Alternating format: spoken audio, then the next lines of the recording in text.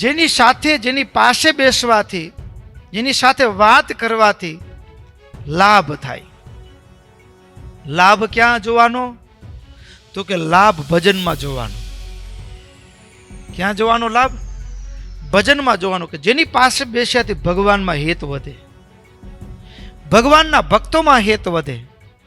લાભ જોવાનું પહેલું બેરોમીટર, માપદંડ. બરાબર. બીજું, જેની પાસે બેસ્યાથી, જેની સાથે વાતો કરવાથી આપણે આપણા ધર્મમાં દ્રઢતા વધુ મજબૂત થાય. બીજું માપદંડ,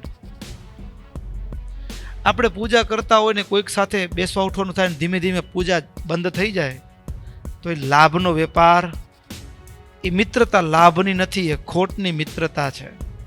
એ મિત્ર નથી, એ શત્રુ છે.